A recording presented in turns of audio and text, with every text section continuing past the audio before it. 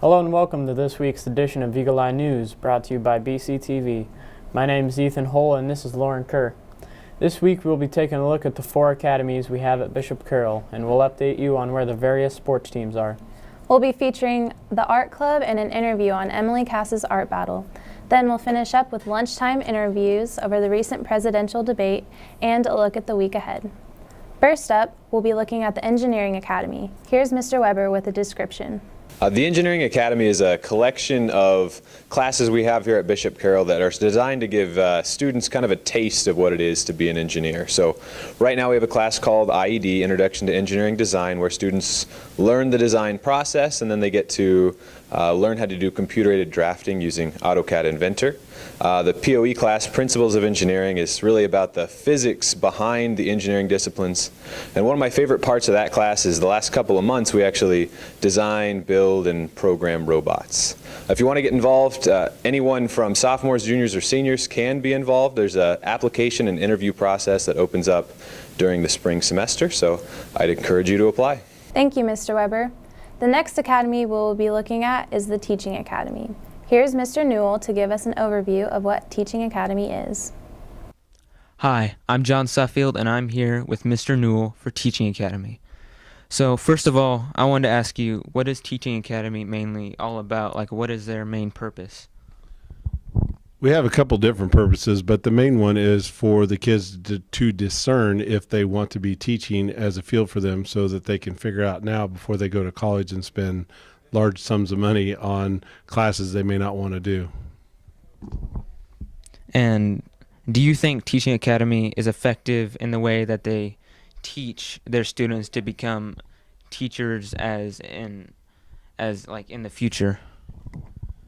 Teaching Academy is designed to give them an inside look, or behind the scenes look, if you will, on what teachers do, from lesson planning to bulletin boards, grading, that kind of thing. So it doesn't really teach them yet the skills that they'll need to teach, but it does give them a behind the scenes look so they can see if this is a field that they would like to choose as a career. Thank you, Mr. Newell, for taking time out of your day to do this interview.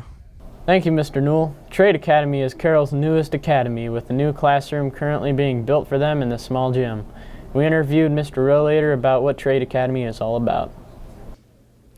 What is Trade Academy? Trade Academy is a new curriculum that we started this year to allow students to look at a new career pathway. Instead of going to traditional college, they may want to go into the construction science and trade skills, and this gives them the opportunity to look at it and make that decision. And what kind of field trips do you guys take? Usually we go to construction sites and production facilities so that the students can see what's going on firsthand. Thank you, Mr. Older. And finally, we have Health Academy. We caught up with Mrs. Denlinger to discuss the program.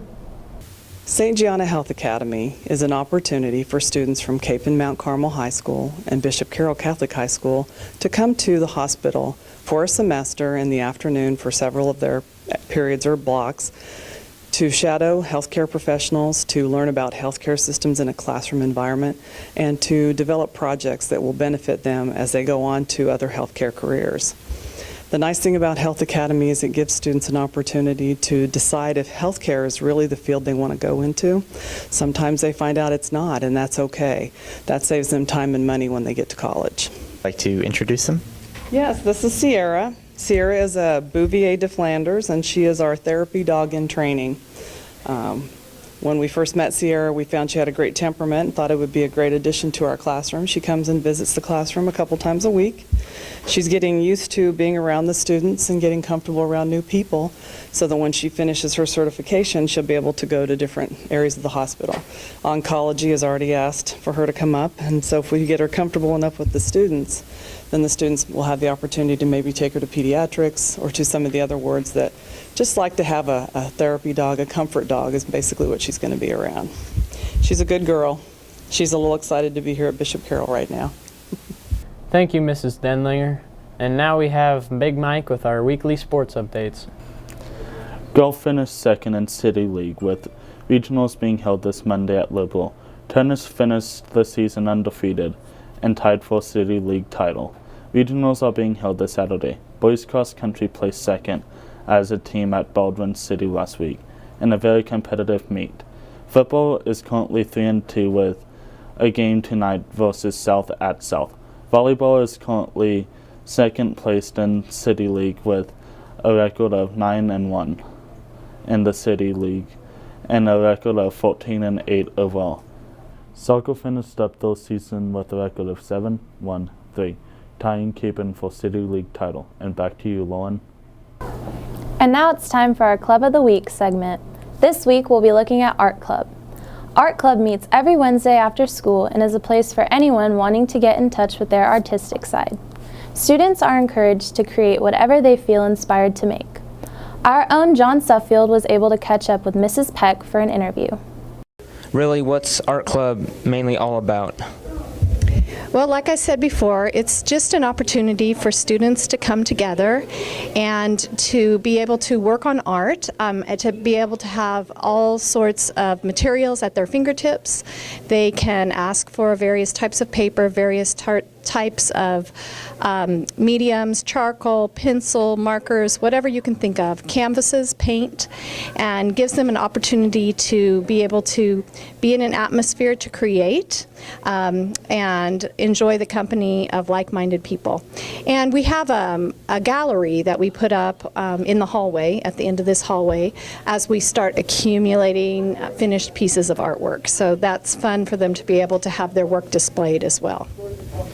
Thank you, Mrs. Peck, for taking your time out of your day to do this interview. Thank you. This week we'll be starting a featured student section where we catch up with an extraordinary student from the Bishop Carroll student body. This week we met up with Emily Cass, who recently participated in an art battle at the Mark Arts Center. Here's Jeffrey Birch with an interview. So I'm here with Emily Cass, who recently participated in an art battle. So the first question is, Emily, what is an art battle? An art battle is a competition where there are 10 people competing, and each person has 20 minutes to do a painting, and then the people vote and see who's the winner. So Emily, how did you get into doing art battles? I had actually never even heard of art battles until last year, in like April. My art teacher came up to me and asked me if I wanted to compete in one, and then I read a pamphlet on it, kind of freaked out, and then was like, sure, why not? So Emily, what did you think of the art battle? I had so much fun doing it. I didn't win, but it was a great experience, and I honestly kind of want to keep doing them in the future. Awesome. Thanks for taking the time of your day to do this, and I wish you luck in the future. Thank you. Last week we had the first presidential debate of the 2016 election. We asked several students what their thoughts were. Hi, this is Allison Morgan here with Bishop Carroll Broadcasting. I'm here with Michael Hamlin to ask him a couple questions about the recent presidential debate. Do you think either of the candidates lied during the debate? Yeah, I think both of them lied a little bit, some more than others. Jacob, do you think that Trump held back on name callings in order to win more votes? Yeah, because I think he tried to impress more people by being more professional this time, but he also did interrupt her a lot during the debate. I agree. Did the debate make you hopeful for the future of our country? I would have to go with no. It didn't make me very hopeful because of how the candidates responded to each other and their answers to the different questions. Do you think Trump tried to throw Hillary under the bus by bringing up her email scandal? I think Trump tried to throw her under the bus, but also just throw accusations around to throw her off track. And she never really fully answered the question. She just always came back with his tax returns, and then he would never answer as well, and he'd just bring up the emails. So it was a roundabout accusation the whole time, and I don't think they really got anywhere. But I do think it threw her off track a little bit because you could tell in her demeanor that it changed. So, yeah, thank you. I agree, thank you. Hi, I'm here with Matthew Dugan. Matthew, who are you voting for president? President Couture. Coach Trail. Offensive line. Offensive line? Me too. The current Cody standings are as follows. Freshmen are in 4th with 65 points, sophomores are in 3rd with 72 points, juniors are in 2nd with 75 points, and seniors are in 1st with 96 points.